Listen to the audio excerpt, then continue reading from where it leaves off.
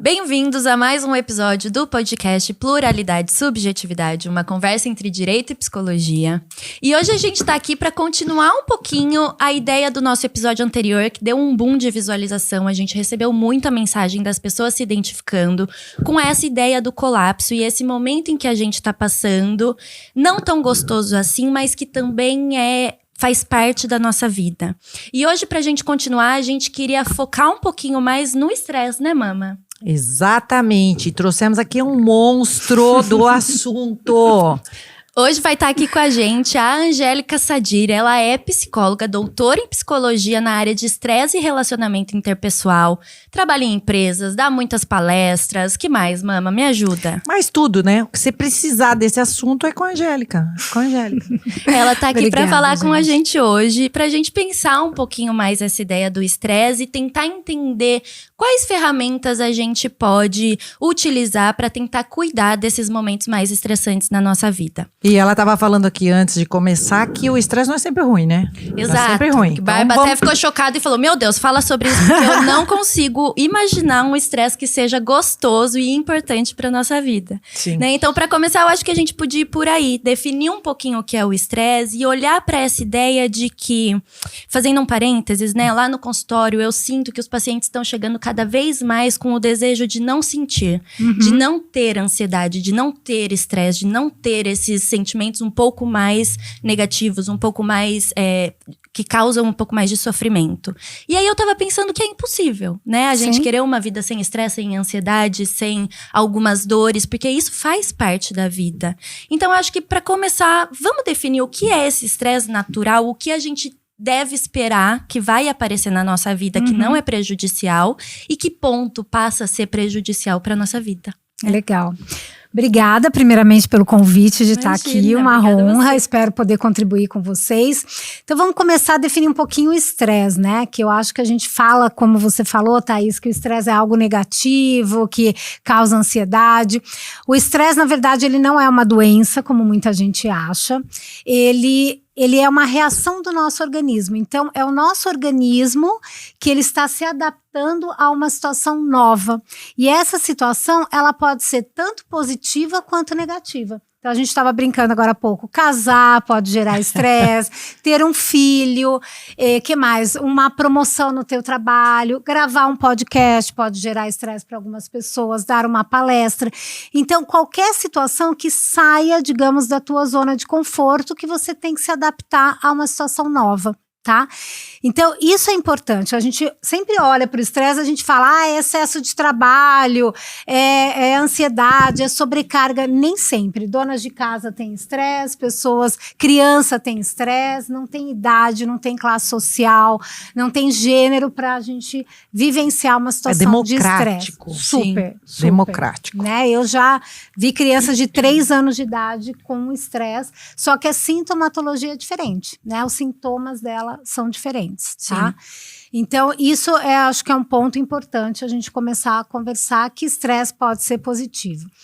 Uma coisa que você citou também, que como o estresse é uma adaptação do nosso organismo, é importante a gente ter. Porque no mundo de hoje, o tempo todo a gente tem que estar se adaptando a alguma coisa. Então, nós temos demandas, nós temos sobrecarga, nós temos atividades. E se a gente não tiver estresse, nós ficamos apáticos. Sim. Nós ficamos fora do mercado de trabalho, nós não vamos atrás. Então, essa ansiedade que você citou, ela é importante. A gente tem que ter um pouquinho de ansiedade para sair para ação, para luta e fuga, para enfrentar as situações, as adversidades, para tudo na vida. Sim, né? O lance é saber lidar com isso, né? Não, e olhar para isso não como algo prejudicial, né? Que é essa ansiedade sendo boa pra gente conseguir realizar aquilo que a gente quer. Exatamente. Né? Você trouxe essa ideia de sair da zona de conforto e gerar um estresse. Eu fico pensando, que zona de conforto? Né? Porque daí a gente também entra na ideia do autoconhecimento, que a minha zona de conforto é uma, da minha mãe é outra e a sua é outra. Né? Então, quais situações vão me gerar estresse e quais situações vão gerar estresse pra vocês? Né? São diferentes, com certeza. Com certeza. Eu fico pensando que é muito importante a gente aprender a ler os nossos sinais, né? Eu estava falando com vocês antes do episódio começar sobre esse livro do Freud, que é o Mal-Estar na Civilização, que ele fala que só da gente participar da civilização, o Barba foi embora, não sei quem está vendo aqui, mostra aí então. Só da gente estar submetido às regras sociais, né, civilizatórias, a gente já está inserido nesse estresse. Quer dizer, a gente tem que corresponder de alguma forma. Eu acho que, a partir disso, a gente começar a identificar quando aquilo começa a ser um problema ou quando aquilo é uma situação natural do nosso próprio desenvolvimento. Inclusive, o Freud, ele já trabalha desde o nascimento. Então, aquele rompimento do teu vínculo com a mãe já é um estresse, né? Pra ele, o ar entrando nas nossas narinas na primeira respirada já é um estresse. O parto já é um estresse. O nosso crescimento todo, como crescimento mesmo, como indivíduo e profissional e afetivo, você aprender a se relacionar com um companheiro amoroso, né? A tua companheira, é tudo um motivo de embate entre quem eu sou, o que eu quero, com o que você quer, como que a gente combina. Isso é um estresse natural, né? Sim, com certeza. Muitas vezes, né, o pessoal me procura e fala, eu quero acabar com o meu estresse. Eu falo, gente, isso não existe, né? Porque o estresse, ele tá inerente no nosso dia a dia. A gente sai daqui, a gente tá na rua, a gente vai trabalhar, a gente tá dentro de casa. Nós estamos sujeitos a situações de estresse. Por isso que o importante é o autoconhecimento, em primeiro lugar, e o gerenciamento do estresse. Então, a gente nunca fala, eu vou tratar o meu estresse. Não existe tratamento do estresse. Primeiro, porque ele não é uma doença, então não tenho que tratar.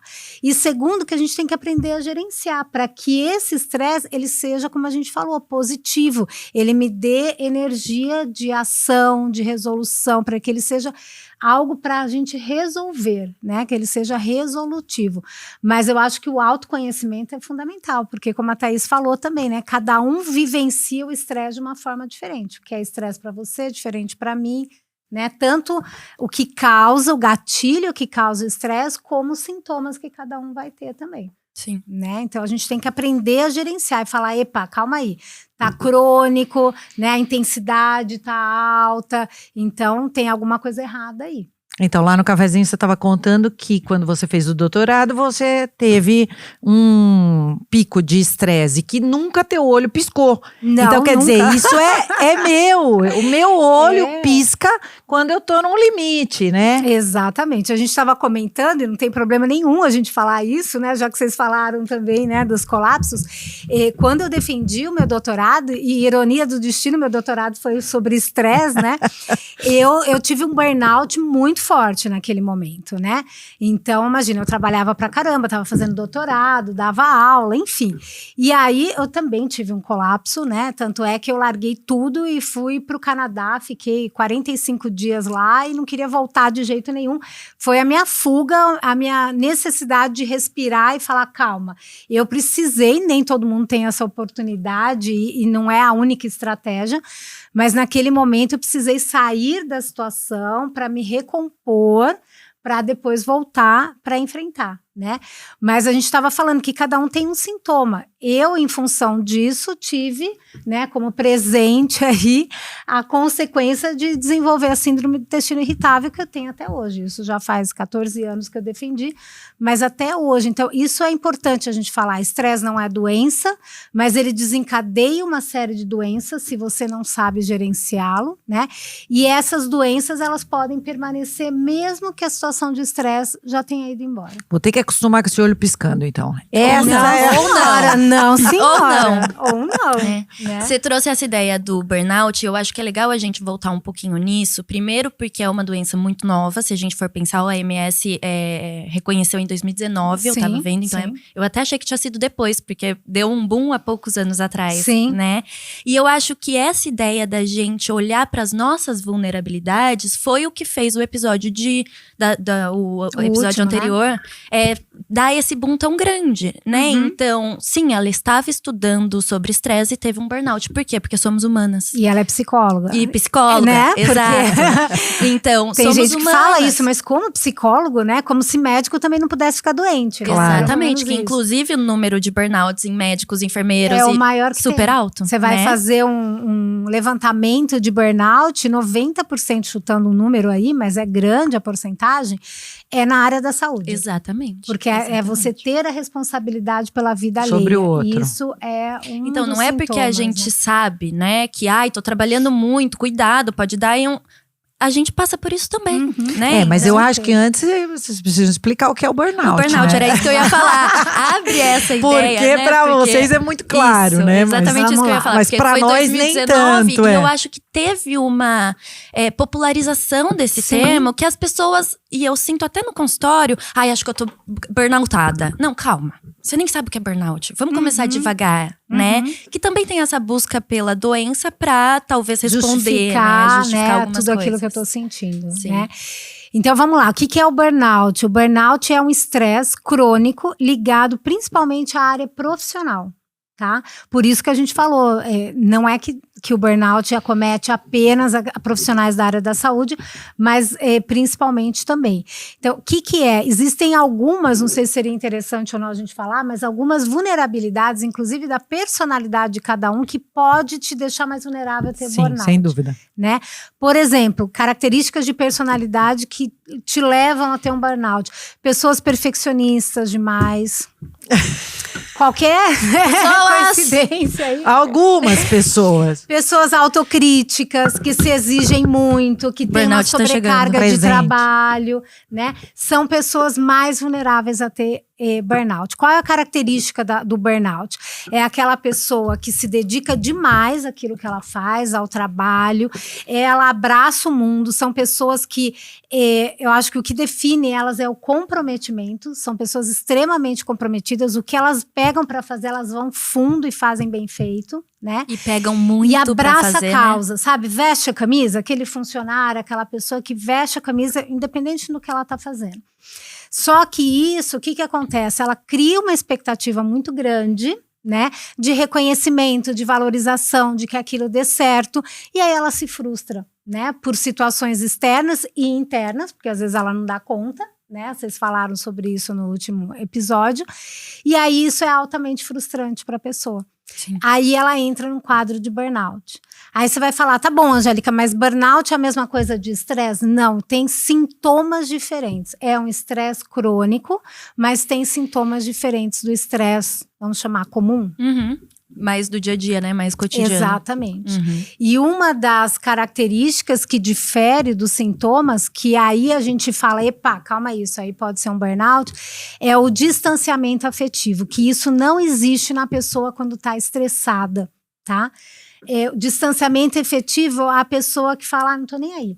Então ela vai, eu brinco, né, com meus pacientes, que ela vai do 80 para o 8.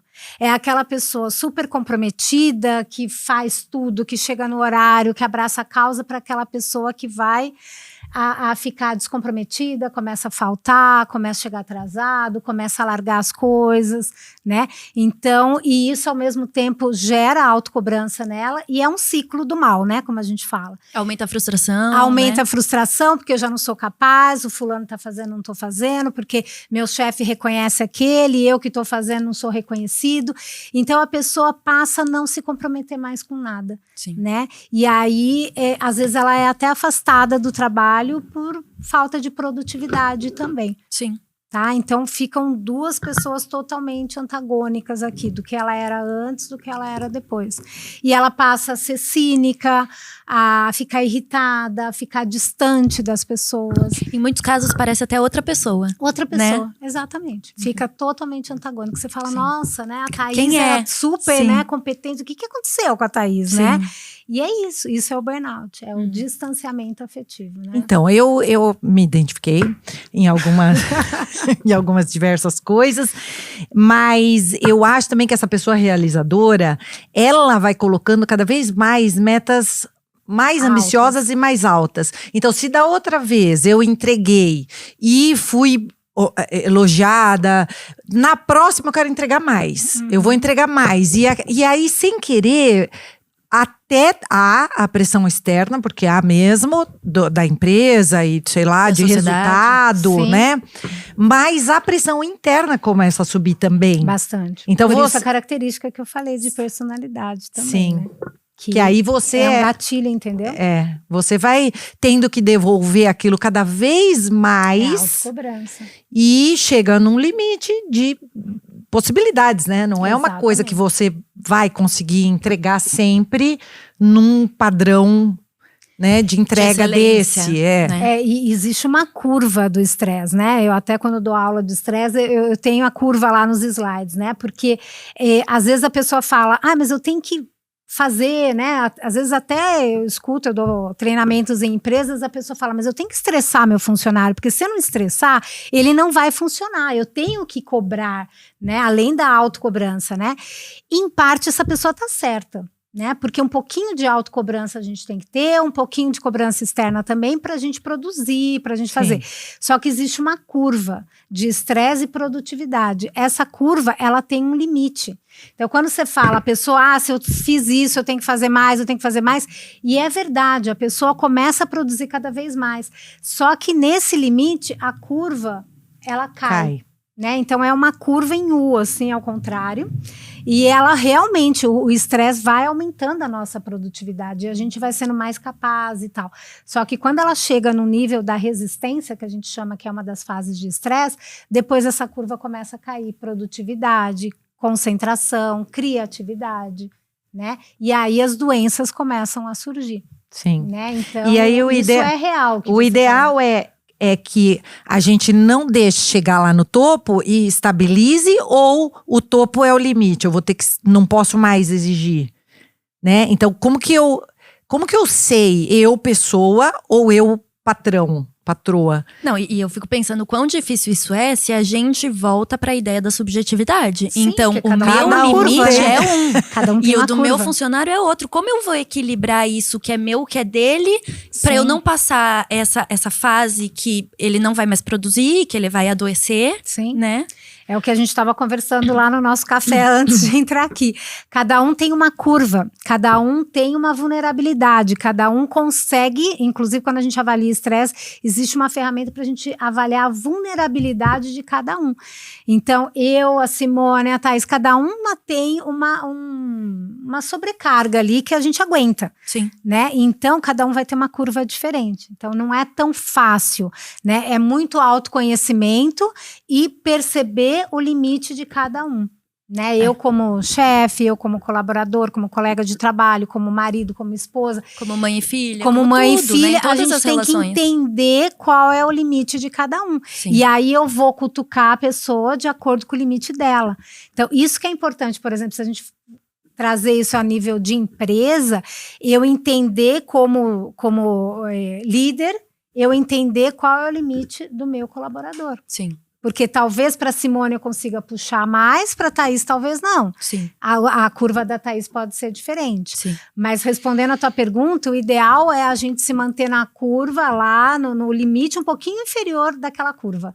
Porque se você ficar sempre no teu limite, Simone, você vai estar tendo sintomas de estresse. Sim. A todo momento esse estresse não vai diminuir do seu corpo, né? E talvez possa gerar até uma questão crônica e etc. Exatamente. Né? Você vai se acostumar a estar sempre ligado no 220. E isso vai te problemas emocionais físicos, e físicos talvez, também. Né? Porque o estresse, a consequência do estresse são doenças físicas, né? Existem algumas, inclusive, que a gente já sabe que são mais comuns, e doenças mentais, né? Sim. Ansiedade e depressão caminham juntos com o estresse. Quanto Sim. maior a curva ali, mais chance de você ter depressão, ansiedade e etc. E eu acho que é legal a gente pontuar aqui também que a gente não tá falando de grandes traumas, de grandes estresses, a gente tá falando de mais dores mais do cotidiano, né? Uhum. Então, a gente tava comentando sobre a nossa diferença com a estruturação do podcast, né? E o quanto isso me causa mais estresse do que pra minha mãe, provavelmente, Sim. né? Então, não é um super trauma, não é uma super questão, mas é algo que, por mais que eu não perceba, já está causando alguma coisa em mim. Gera aquele desconforto, aquela ansiedade, né? A gente tava falando que eu, metódica e perfeccionista e louca, gosto de tudo estruturado. E a minha mãe, mais louca do que eu, faz da cabeça dela e faz acontecer, né? Então a gente, no começo do podcast, quando a gente começou a gravar, a gente tinha conflito com isso, porque eu sentia que ela tava muito jogando muitos conteúdos, e eu queria algo mais bem estruturado. Hoje a gente conseguiu se adaptar, então eu acho que isso também é muito importante, né? A gente sentou, a gente conversou, a gente abriu para novas possibilidades de estruturação entre nós duas, para que a gente não sofresse, nem eu e nem ela. Então hoje a gente consegue estruturar muito melhor pro meu estilo o podcast. Que fique confortável para você e para ela, que fique confortável para mim e para ela também, claro. Então, eu não preciso que ela escreva estruturado, mas eu preciso que a gente tenha uma conversa para que eu sente e estruture a minha fala, né? Porque isso me traz alívio de estresse. Será que eu posso chamar assim? Sim, ou não te gera estresse, pronto, você fica confortável, vamos dizer assim. Né? E a gente falou de zona de conforto, que eu falei confortável, eu lembrei, né? Eu não costumo gostar muito de usar esse termo, né? Zona de conforto, porque na verdade a gente não tá bem na zona de conforto, né? Sim. Não é onde a gente quer estar.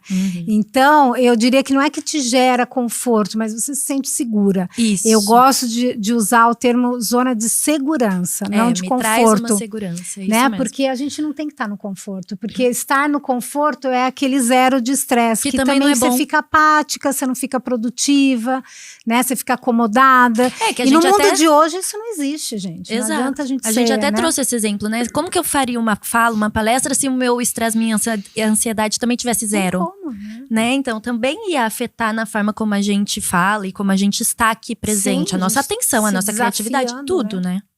Então, eu marquei essa pergunta, exatamente essa pergunta.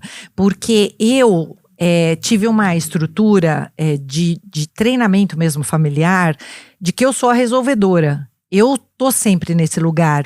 E não por acaso eu escolhi a minha profissão, né? Que também é uma profissão de resolvedora. E eu gosto desse lugar de resolvedora. Eu me empolgo quando eu tenho um problema para resolver. Eu me apaixono por aquele desafio. E aí eu pensei, esses desafios, eles me geram um prazer, me geram um tesão de vida, uma pulsão de vida. Então, no meu caso, é muito difícil eu olhar para mim e perceber, agora deu o teu limite. Por quê? Porque eu tô sempre nisso, eu tô sempre envolvida. Então, é uma dificuldade para mim perceber quando eu realmente tô num momento de parar. E a Thaís, no último episódio, falou, você gosta de resolver o problema dos outros. Quando o problema vem muito perto e muito difícil, você, né? Como, por exemplo, a doença do meu pai, é uma coisa que eu não posso resolver, né? E isso entra em conflito com a Simone resolvedora, que foi treinada para resolver coisas, e uma doença eu não posso resolver, né? Então, isso aí é que me gera o estresse de impotência, talvez, sim, né? de fracasso, né? De frustração, fracasso entre muitas aspas, porque você não tem o que fazer, né? A frustração de não dar conta. Mas equivale para mim a um fracasso. O que vem, né? Eu que não aparece. eu não tô programada para resolver. Tá vendo? O que você falou é a vulnerabilidade do burnout que eu tinha falado, né? Então, assim, não tem problema você ser resolutiva. A questão é você saber que você vai ter que lidar com a frustração de que muitas vezes foge do teu controle. Sim. Não tem solução. E as pessoas que são mais vulneráveis ao burnout, elas não lidam com essa questão do controle, né? São pessoas controladoras, pessoas, como eu falei, perfeccionistas. Né? Então, é isso, não tem problema. Eu te entendo, porque eu sou muito parecida com você nesse sentido.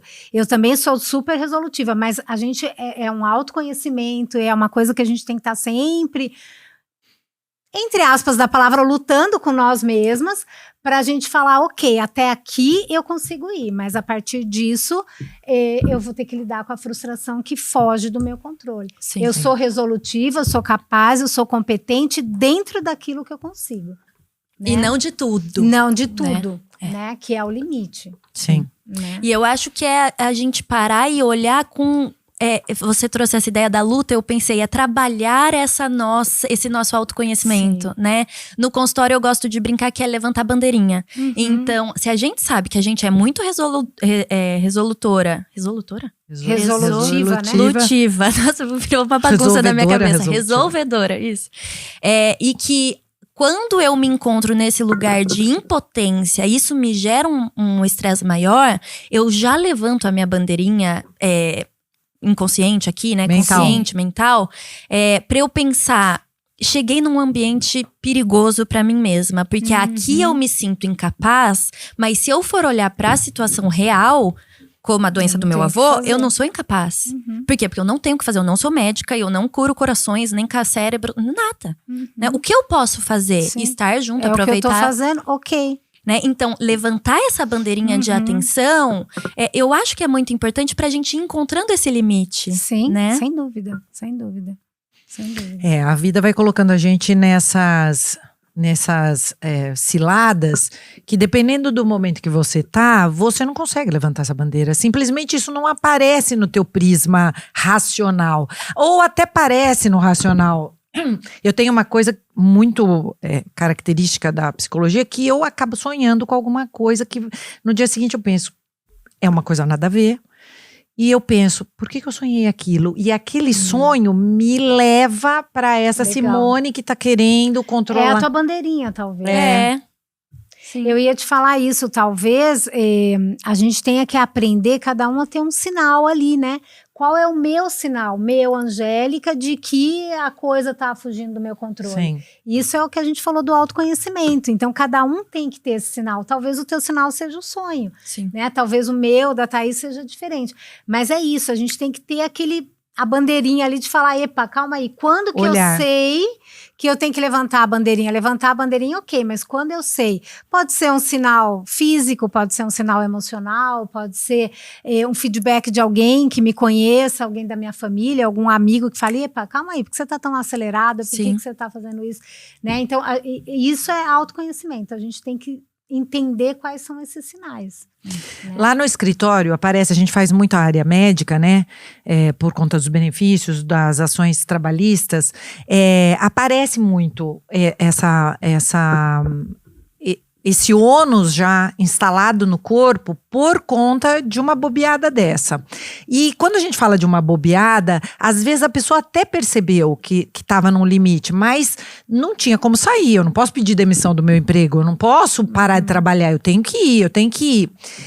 E aí eu fico pensando, no escritório aparece muito doenças, claro que gastrite, gastrointestinais, as emocionais, mas aparecem até ortopédicas.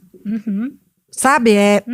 Travas. O corpo fala, né? O corpo fala de tipo assim, para, né? Então Nietzsche tem já muitas. dizia, pare e olhe, né? Escuta seu corpo, o que ele tá falando. Então, o estresse, a ansiedade pega nosso pescoço. Sim. Tem gente que trava pescoço, Tem gente que trava quebra o coluna. quebra o pé pra parar. Vocês nunca viram isso? Quebra o pé, você fala, mas o que tem a ver? Não, mas Porque daí vai ficar... Eu sempre falo para os meus pacientes, você tem que fazer as suas escolhas, porque senão a vida escolhe por você. Ou você para, ou de repente, sem querer, alguma coisa te alguma para. coisa faz você parar. Então é melhor você fazer isso do que se quebrar um pé, ficar doente, ter um câncer, que você vai ter que parar. Né? Então são essas escolhas que a gente tem que fazer também. Sim, né? mas eu sinto que, fazendo uma relação com o que vocês duas falaram, a minha mãe trouxe, né? Porque eu tenho o quê? Eu fico pensando que isso também a gente precisa cuidar, Sim. que é se permitir parar, que é se permitir não produzir, se permitir ficar um dia deitada sofrendo, né? Que aí me vem a Sociedade do Cansaço do Churrum, não. Churran. Você tinha falado bonitinho antes, né? Eu pensei, eu vou acertar com certeza, mas não. Eu acho muito difícil o nome desse autor, tá, gente? Mas tudo bem.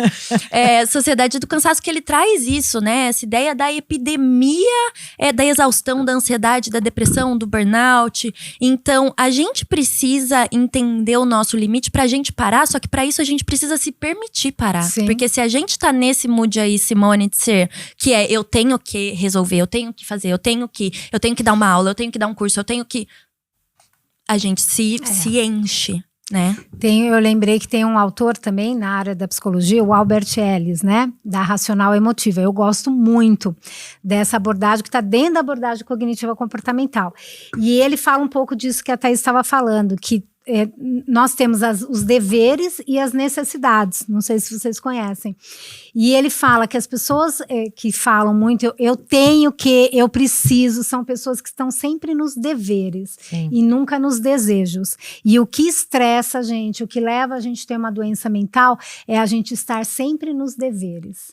E o que eu quero, né? Eu não preciso dar uma boa palestra, né? Eu quero, porque isso vai me dar prazer. Sim. Né? Porque quando a gente fala dever, eu tenho, parece que é uma palavra, mas é obrigação. É obrigação. E quando a gente não cumpre a nossa obrigação, isso gera frustração. Culpa, né? Sim. Então, ele fala que são esses deveres, eu lembrei disso quando você falou, que fazem a gente ter uma doença mental. Maravilhoso.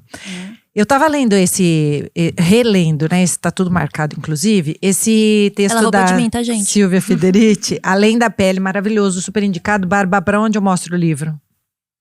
Aqui. Além da Pele. E aí eu marquei aqui um texto que ela fala sobre em um mundo onde a cada momento enfrentamos a concorrência e passamos constantemente por experiências de desvalorização, as práticas de reconstrução do corpo constituem uma importante forma de autovalorização. Reconstruir nosso corpo é também uma necessidade em um contexto no qual é possível contar cada vez menos com a família e com o sistema de saúde para lidar com as crises que o nosso corpo enfrenta. Cientes do custo social e monetário das doenças e do fato de que ninguém está disponível para nós, já que pais, amantes, amigos estão todos sobrecarregados, vivendo no limite de suas capacidades, fazemos dieta, corremos, andamos de bicicleta, fazemos ginástica, meditamos, a responsabilidade é nossa se adoecermos. Os médicos não nos perguntam se moramos perto de aterros sanitários ou se temos problemas financeiros, e sim quantas doses de bebidas alcoólicas tomamos, quantos cigarros fumamos, quantos quilômetros corremos. A pressão social também é um fator relevante.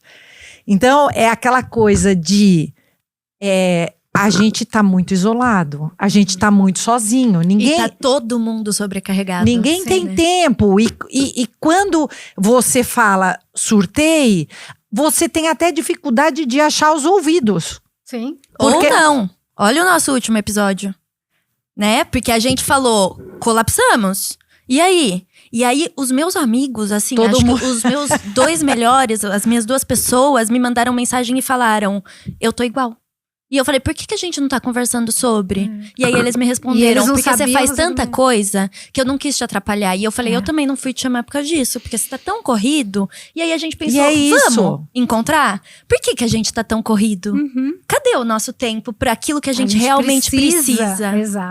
Exato, a gente precisa. É a história dos deveres. A gente fica escalonando outras coisas, outras prioridades, e aquilo que a gente realmente necessita, a gente diminuindo as nossas necessidades, exatamente, né? É muito comum eu falar, a atividade física é muito importante para quem tem estresse, tal. Mas eu não tenho tempo. É a coisa que eu mais escuto no consultório, né? Então, assim, a gente tem que fazer esse tempo, né, para cuidar da gente. E às vezes a gente não tem tempo de fazer uma coisa que você sabe que vai ser boa para você, né? E tudo é uma questão de prioridade, mas também é uma questão de exigência externa, né? Hoje você tem que dar conta de tudo, você tem que ser bonito, magro e fazer muitas pós-graduações e ler muitos livros. E não é qualquer livro. São livros inteligentes, não é qualquer pós-graduação, é a pós-graduação, não é qualquer trabalho, é o trabalho. E se dedicar, né, e fazer da melhor forma possível, né? Sim. E quando você chega em casa, você tem que ser a melhor mãe, a melhor esposa, amante, exato. Tudo. Então, é uma sobrecarga que a gente mesmo se coloca, mas não só, né? Não só. E aí Foucault já vinha trazendo isso na época dele, né? Esse poder social incidindo também no nosso corpo e fazendo a gente olhar para tudo isso e até ter que parar para se questionar, né? O como que essa sociedade também tem me influenciado? Como que a história que tá sendo contada tá me atravessando e tá me levando, né? Eu tava pensando com tudo que você falou nas redes sociais. A gente tá todo dia sendo bombardeado por vidas perfeitas. Sim. Bem-sucedidas. As redes sociais a gente vê, acho que 1 hora do dia da pessoa. Eu nem sei quantos stories, mas não passa de 2 horas do dia da pessoa. A pessoa que posta muito. Então a gente tá vendo uma pequena fatia. parcela da vida desse sujeito que tá se mostrando um ótimo profissional, muito bem sucedido, viajando feliz, Mas a gente sempre não pensa sorrindo. que custo, né? A que custo? Primeiro, se não é fake. E segundo, a que custo? E eu preciso dizer uma opinião pessoal, não tem dados científicos sobre isso, deve até ter, mas não tô falando de dados científicos, que 80% do que eu vejo na rede social é fake. Não é a vida real. Não tem como ser a vida real. Pouquíssimas pessoas conseguem abrir a vulnerabilidade, a vida real para as pessoas. A gente né? até estava comentando, talvez por isso também tenha dado aquele boom no último podcast de vocês, né? Porque vocês, duas bem-sucedidas e tal, e, pô, elas também são vulneráveis, elas Sim. também têm colapso, né?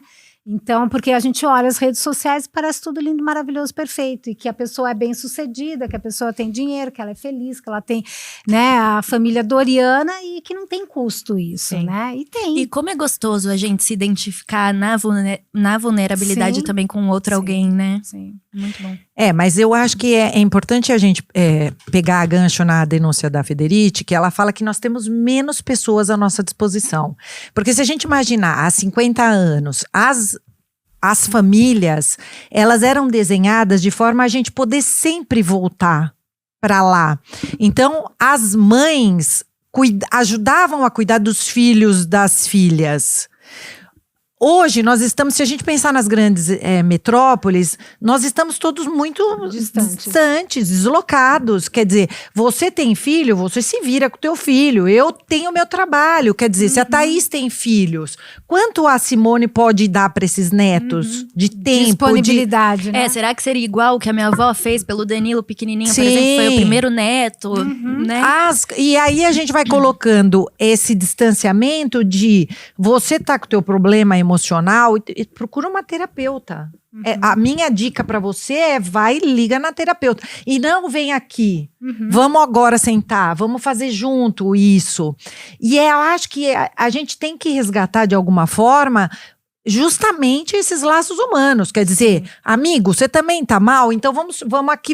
E não é um mal de preciso de psiquiatra. É um mal de preciso falar, preciso sentar com alguém. É um mal-estar. Preciso de você, me ouvir. E às vezes é isso que eu ia falar. Às vezes é o ouvir, né? Eu vejo que muita gente foge, talvez, disso. Foge.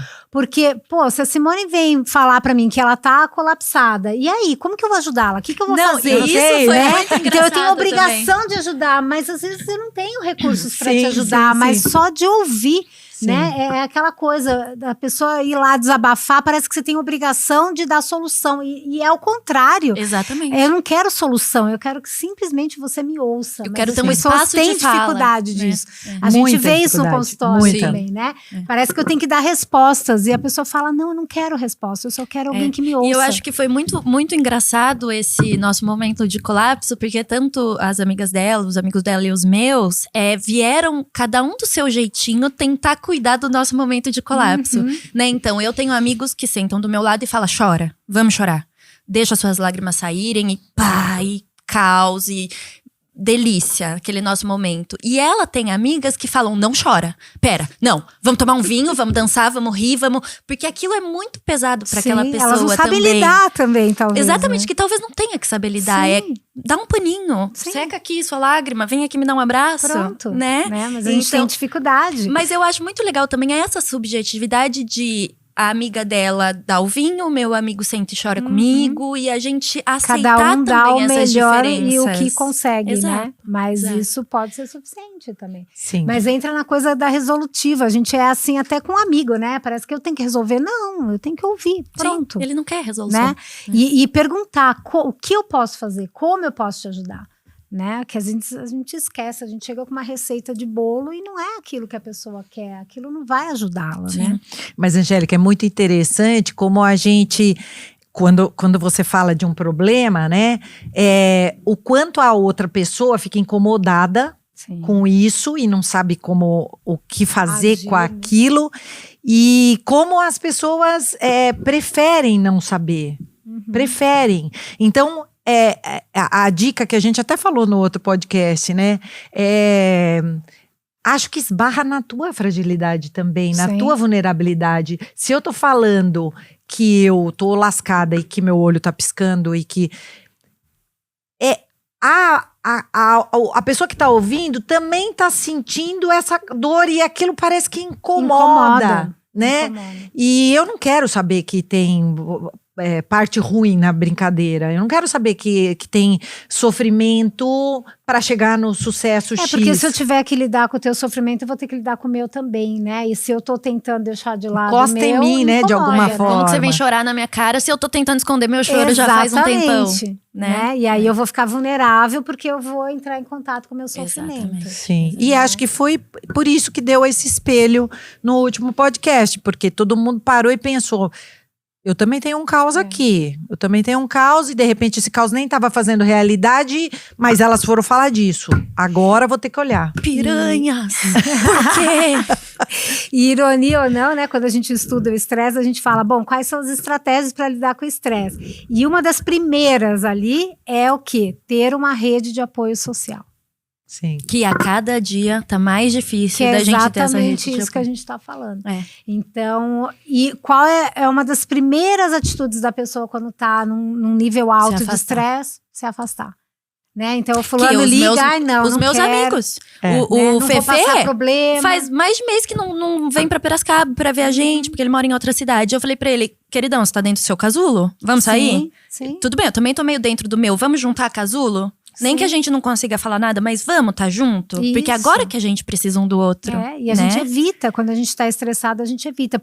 Primeiro porque a gente tá irritado, não tem paciência, não tem tempo, coloca outras coisas como prioridade. Gostosice dentro da gente. não tem prazer de estar com as pessoas. Acaba sendo uma coisa meio aversiva, né? Sim. E é o contrário, é aí que a gente precisa estar. Que nem a pessoa com depressão, ela também se isola e ela precisa do contato humano, precisa desabafar, precisa conversar, nem que seja aqui num bar para beber e falar de outras coisas. Sim. Mas é isso, é se conectar com as pessoas. Não precisa falar da questão. Mas precisa estar entre as pessoas. Mas falar da questão muda tudo. Precisa falar da questão. Que eu quis dizer, não com o amigo, não. Mas falar da questão é cura.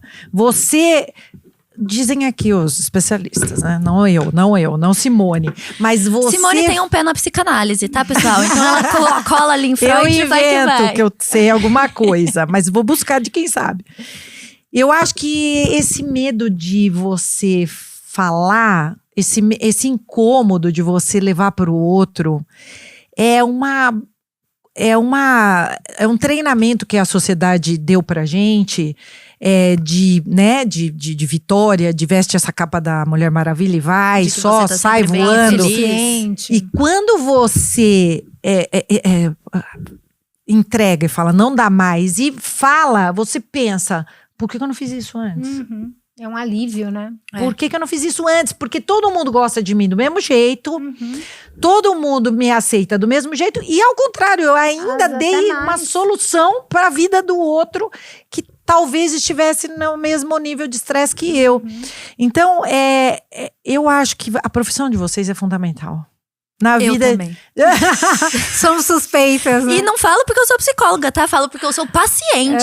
É essencial, né? Eu acho que é fundamental a gente ter a nossa família, os nossos amigos, o nosso companheiro, a nossa companheira, que são bons ouvintes. Ótimo, é maravilhoso você ter um bom amigo que fala, tô na merda agora, meu amigo, vem aqui. É maravilhoso. Mas um acompanhamento profissional é fundamental para te dirigir justamente para esses lugares que você falou, que a tua história te colocou, a tua família te levou a isso, a tua família, não culpabilizando a família de origem, mas o desenho daquela história tua foi te colocando em lugares que às vezes você não precisa estar, e tá tudo bem sair daquilo, né? Sim. Mas o profissional é que vai te levar para essas conclusões, talvez. Ressignificar esse padrão que você tem ao longo dos anos. Um amigo, acho que ajuda, óbvio, não estou dizendo que não, mas o profissional, ele vai fazer você vai acolher aquilo, vai te ouvir e vai fazer você ressignificar aquilo e mudar aquele padrão de funcionamento, porque é um padrão de funcionamento. Que é um padrão de funcionamento que causa sofrimento. Né? Exatamente. Então a ideia é a gente modificar o padrão de comportamento para encontrar alguma coisa que Tem não como cause modificar? tanto Sim, sofrimento. na terapia tem. Né? Exato. Muito ainda. Agora eu acho que a gente podia, para finalizar, para ir nos encaminhando para finalização, é pensar, tá, estresse é natural, todo mundo sofre disso, tá no nosso dia a dia. E aí, eu sento e choro? Ou tem forma de eu criar ferramentas para que eu consiga cuidar melhor desse estresse, para que isso não me afete no dia a dia?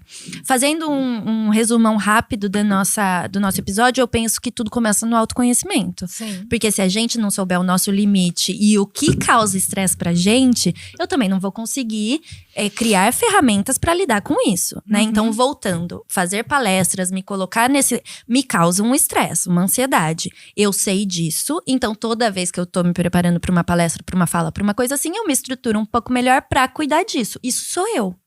Né? Então, o que o pessoal que tá nos escutando, as pessoas que estão lá, conseguem fazer para desenvolver essas habilidades pra gente tentar viver de uma forma melhor, mais gostosa, menos sofrida, né?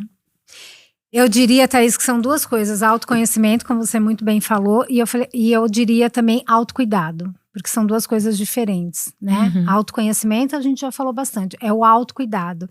Então, como a gente falou, o estresse é uma sobrecarga que a gente vai ter sempre. Mas imagina, eu faço sempre a analogia da ponte, né? Imagina uma ponte de madeira super frágil. Se você coloca muito peso em cima, essa ponte vai quebrar. Então, nós somos a ponte, é a nossa estrutura física, emocional, que é essa ponte. Então, se eu tenho uma sobrecarga muito grande, o que eu tenho que fazer? Eu tenho que fortalecer aquela ponte. Eu tenho que transformar aquela ponte de madeira numa ponte Rio-Niterói, entendeu?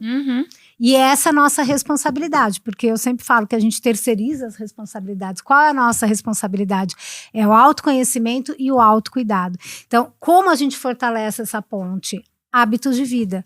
Atividade física, alimentação, sono, rede de apoio social, lazer, ir lá pintar com as amigas, mesmo que você se irrite. Mesmo que tenha um estresse. Né? Um estresse externo ali, entendeu? Então é isso, é eu me fortalecer, eu cuidar de mim, né? Parece, bababá falar isso, mas é real, né? Eu fortalecer o meu emocional, fortalecer o meu físico para lidar com essa sobrecarga, porque essa sobrecarga vai existir, não tem como a gente fugir do estresse.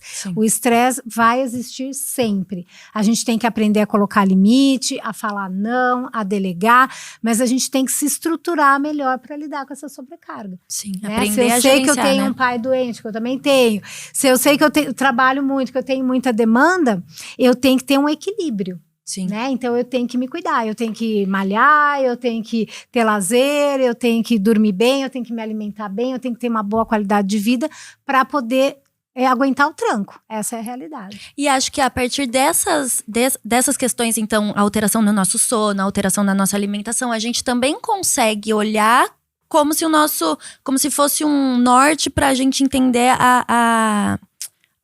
o quão estressado a gente tá, né? Sim. Então, se eu comecei a ter alteração de sono, se eu tô comendo muito ou comendo pouco, se eu tô com o olho piscando, se eu tô com intestino irritado, excessivo, cansaço, né? Diminuição de eu tá mais dentro do meu casulo e não tá tanto social. Eu acho que são pontos que a gente pode começar a ficar de olho, que talvez nos levem pra uma cronicidade do nosso estresse, né? Exatamente. A gente tem que ter válvulas de escape, essa é a verdade, porque é que nem uma panela de pressão. Se ela não tiver aquela válvula de escape, ela vai estourar. Isso é o estresse. Exatamente. Né? Vai, paf, estoura. Física ou emocionalmente. Sim. Né?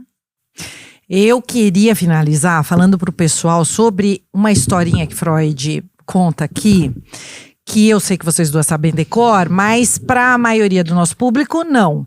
Não é tão normal assim. Eu não sei se vocês lembram que no começo desse livro, ele faz uma alegoria, uma comparação entre Roma e a nossa vida. Então, tudo que foi descoberto ali na região da Itália, próximo a Roma, todas as riquezas que foram descobertas no subsolo, ele compara com o nosso inconsciente. Então, ele fala, começaram a descascar a terra e começaram a encontrar coisas, ruínas, histórias que eram formações ancestrais.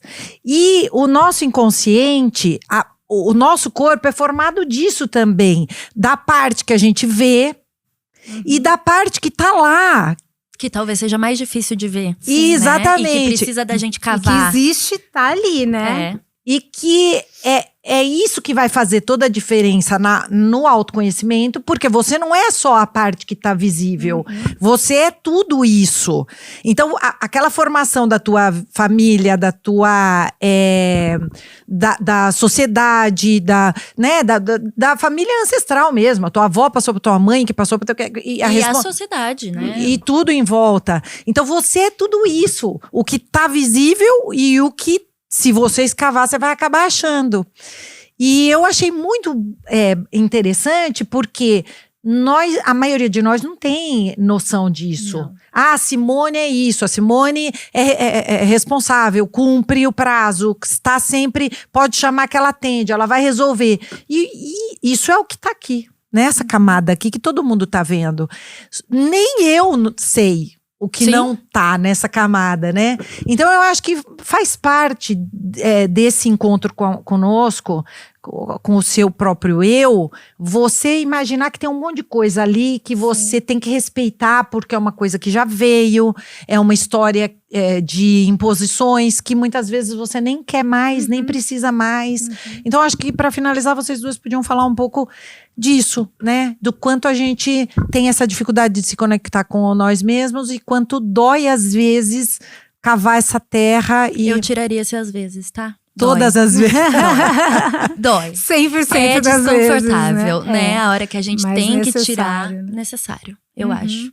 Eu acho que é perigoso também. Não aconselho todo mundo começar a remexer aí dentro de si sozinho na sua casa, porque é perigoso. Tem coisas que a gente encontra que a gente não gosta, né? Então acho que, inclusive você, não nos sabe últimos lidar. tempos, encontrou algo que ela falou, mas eu não sei se eu quero ser isso. Calma. Vamos olhar para isso, né? Como que isso tá estruturado e como você tem desenvolvido isso? Então, com muito cuidado, é muito legal a gente cavar, né? Eu aconselho ter um profissional sentado junto para que seja o mais confortável possível. Para que organize, possível. né? Porque eu acho que, assim, pegando essa analogia, você não é, às vezes, só necessário a gente cavar e encontrar. Mas é o que a gente vai fazer com isso. Né? E agora porque que a gente encontrei? vê que também tem alguns processos terapêuticos que, ok, tira tudo para fora. E aí? Então você tem que organizar isso na cabeça da pessoa e falar o que eu quero e o que eu não quero. O que eu vou enterrar e vai continuar lá. E o que eu quero trazer. É como se fosse uma faxina mesmo, entendeu? Sim. Então isso que eu acho importante. É organizar para eu entender e para eu fazer escolhas. Porque enquanto a gente é criança, enquanto a gente tem coisa enterrada, a gente não tem como fazer escolhas. Mas a partir do momento que a gente cresce e se desenvolve como adultos, a gente começa a escolher o que eu quero e o que eu não quero para mim. E aí, se eu Aí me você quebra esses conheço, padrões. fica mais fácil de eu escolher certo. Né? Se eu sei quem eu sou, o que eu quero, meus desejos e etc. E essas estruturas que talvez estivessem escondidas, eu consigo escolher a partir daquilo que eu realmente quero, né? Então vai fazer mais sentido, talvez, quando a gente se conhece, a gente encontrar com tudo isso.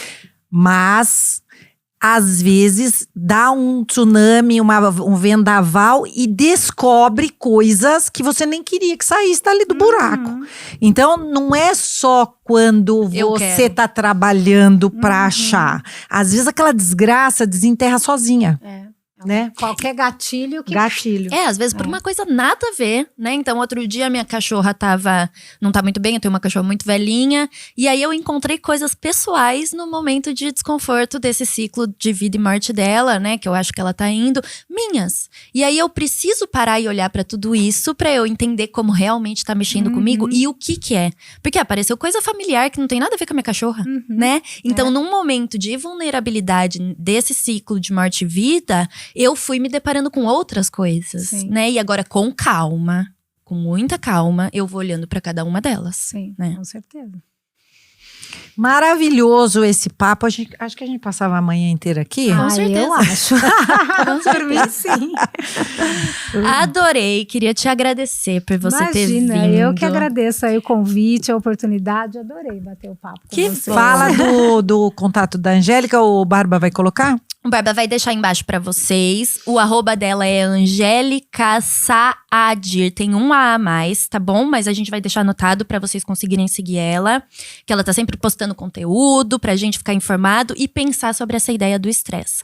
Queria agradecer novamente a sua presença, Thaís, foi muito obrigada, bom. Simone. Acho que a gente vai continuar nesse estilo de podcasts e de episódios um pouco mais voltados para a vulnerabilidade, porque a gente tá nesse momento e a gente fala do que a gente tá passando, né?